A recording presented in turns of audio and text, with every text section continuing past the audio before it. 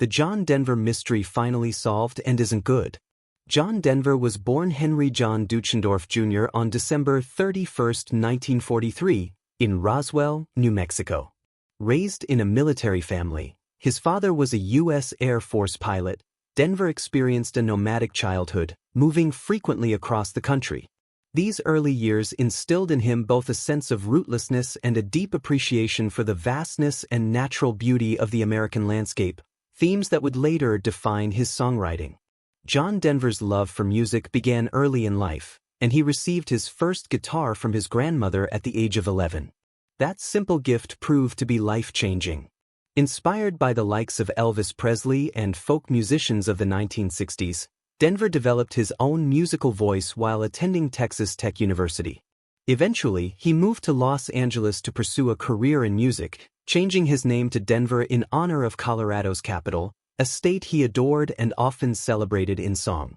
Denver's big break came in 1969 when he wrote "Leaving on a Jet Plane," which became a major hit for Peter, Paul, and Mary.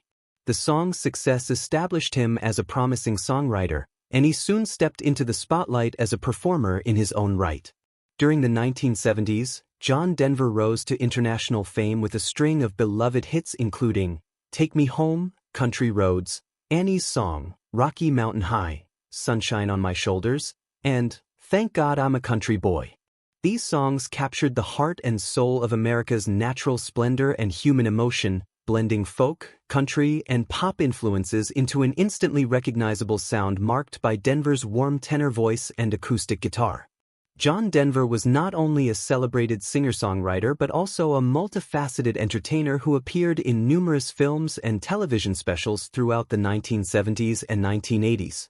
One of his most notable acting roles was in the 1977 hit film Oh, God, where he starred alongside the legendary comedian George Burns. The film was a commercial success and showcased Denver's natural charisma and warmth beyond his musical talents. His gentle, sincere presence on screen complemented Burns's humor perfectly, helping to make Oh, God a beloved classic that balanced comedy with thoughtful themes. Beyond this film, Denver's appearances in TV specials and other screen projects reflected his popularity and his ability to connect with audiences through various media during the peak years of his career.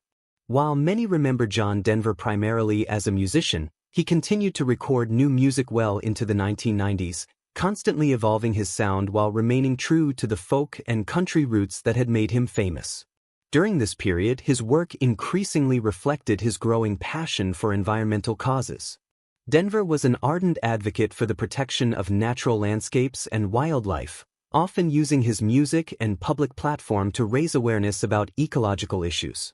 He championed conservation efforts and sustainable living, believing deeply in the need to preserve the earth for future generations. In addition to his environmental activism, Denver was a vocal supporter of space exploration. Captivated by humanity's potential to explore the cosmos, this interest went beyond mere fascination. He lent his voice and influence to campaigns encouraging funding and public support for NASA and other space programs, seeing exploration as a vital step for human progress. John Denver also made a notable mark by taking a stand against censorship in music. In an era when some musicians faced pressures to alter their art or face bans on airplay, Denver testified before the United States Congress to protest censorship and advocate for artistic freedom.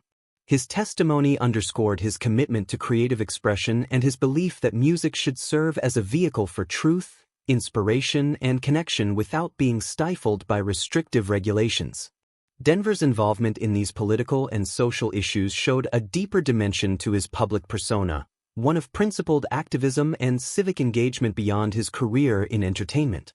A defining element of John Denver's identity was his profound love for Colorado, a state whose natural beauty deeply influenced his music and lifestyle. He chose to live in Aspen, Colorado, for much of his adult life, finding inspiration in the majestic Rocky Mountains and the vibrant outdoor community there. Aspen was more than just a residence. It was a source of renewal and creative energy for Denver, who often wrote songs celebrating the area's landscapes and spirit. In recognition of his cultural contributions and his embodiment of Colorado's spirit, Denver was named the official poet laureate of the state in 1974. This honor acknowledged his role in elevating Colorado's image and sharing its beauty through his lyrical storytelling.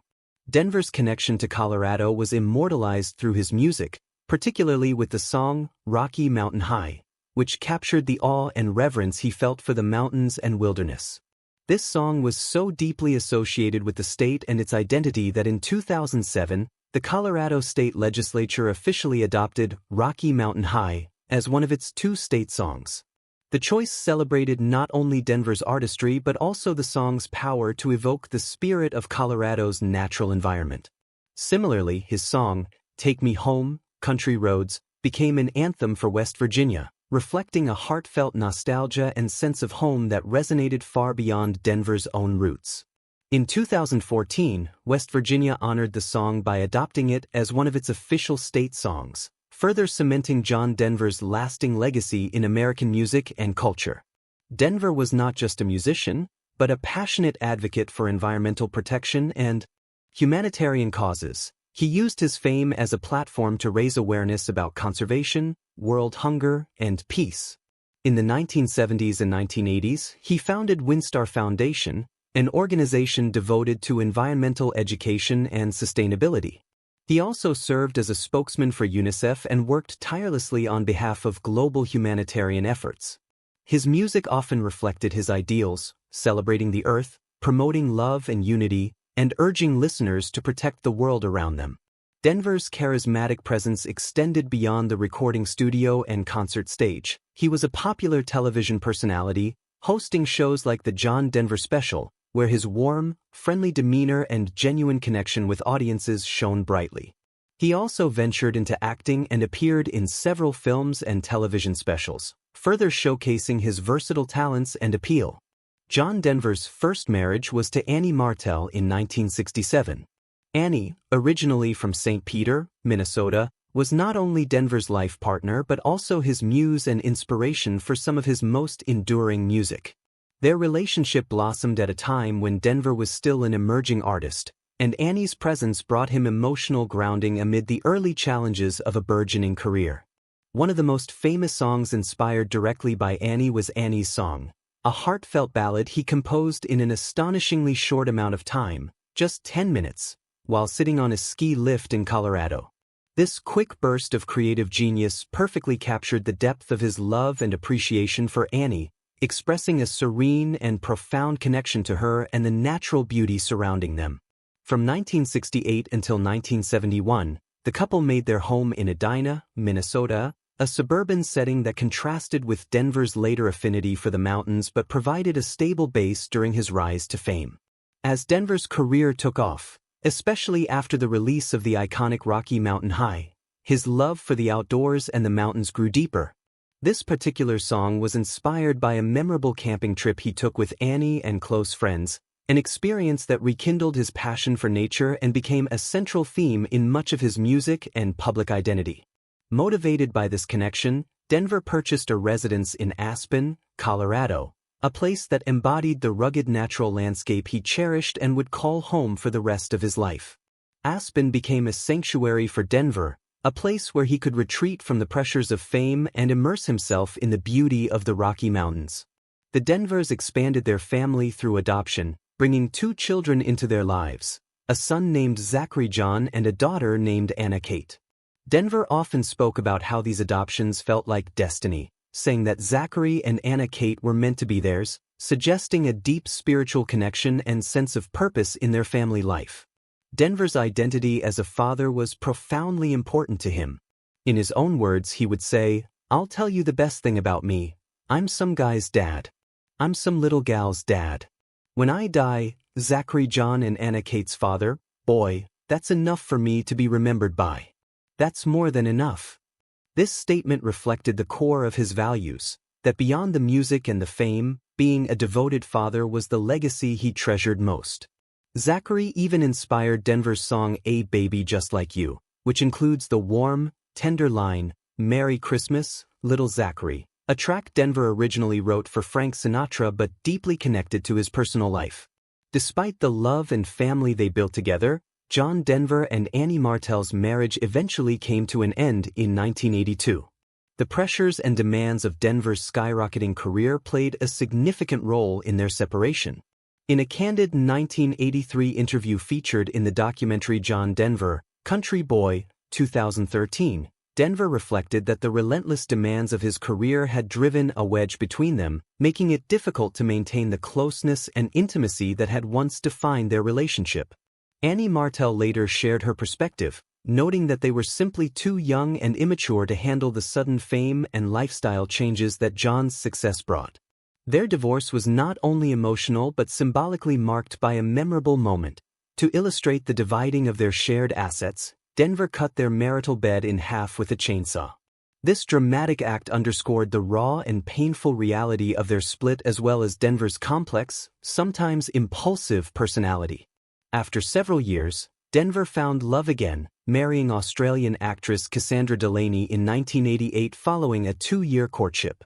Their relationship seemed promising as they settled into Denver's beloved home in Aspen, Colorado. The couple welcomed a daughter named Jessie Bell, adding another chapter to Denver's life as a father. However, the marriage was short-lived, with the couple separating in 1991 and finalizing their divorce in 1993. Denver's feelings about his second marriage were notably candid and somewhat bitter. He once remarked that, before our short-lived marriage ended in divorce, she managed to make a fool of me from one end of the valley to the other. This statement hinted at the personal difficulties and emotional turmoil he experienced during the relationship, reflecting a more complicated and painful side of his private life that contrasted with the gentle, nurturing public persona he cultivated through his music for decades. The sudden and tragic death of John Denver remained shrouded in a mix of confusion, speculation, and unanswered questions. Fans and observers alike wondered what really happened on that fateful day in October 1997 when the beloved singer-songwriter known for his gentle voice, heartfelt lyrics, and deep connection to nature lost his life in a plane crash. Now, after years of investigation, insider revelations, and careful analysis of the events leading up to the accident, the mystery has finally been solved, but the truth, as it turns out, is far more unsettling than anyone expected.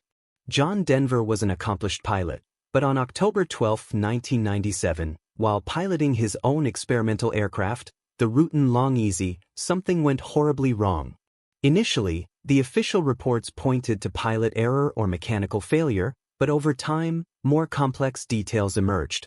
Investigators revealed that Denver had been struggling with certain critical cockpit control issues. Specifically, the fuel selector valve was in the wrong position, which led to fuel starvation. This caused the engine to fail mid-flight, resulting in the crash into the Pacific Ocean off California's coast. However, further examination exposed deeper problems. The plane itself had design flaws that were not fully disclosed or understood, and the safety features were inadequate. John Denver had reportedly complained about problems with the fuel system prior to the flight but had not received proper guidance or repairs. This negligence and the lack of proper support from the aircraft's manufacturer contributed significantly to the fatal accident. Beyond the mechanical causes, the mystery also extends to John Denver's personal life. In the years before his death, while publicly he was known for his upbeat songs and environmental activism, behind the scenes he faced significant struggles. He battled emotional turmoil, the pressures of fame, and complicated personal relationships, including a difficult divorce that left lasting scars. Some reports suggest he was dealing with bouts of depression and was under immense stress, factors that might have impacted his judgment on that day. Though speculation about substance abuse has circulated, there has never been concrete evidence to implicate drugs or alcohol in the crash. Instead, the tragedy appears to be a perfect storm of technical failure and human frailty, an unkind intersection that claimed the life of a man who inspired millions. One of the most distressing aspects of this revelation is how it complicates the legacy of John Denver. For years, fans have held on to an image of him as the wholesome, nature-loving troubadour who lived harmoniously with the world. But knowing that neglected safety warnings and possible lapses in judgment contributed to his death adds a bitter edge to the narrative. Moreover, Some critics argue that the tragedy could have been prevented had Denver been given proper training, better equipment, or more thorough inspections of his aircraft. This raises uncomfortable questions about responsibility and accountability, not only for the pilot but for the aviation industry's regulation of experimental planes. The final solution to the John Denver mystery serves as a cautionary tale on multiple fronts. For fans, it's a painful reminder that fame and talent do not shield anyone from human vulnerabilities or unforeseen dangers.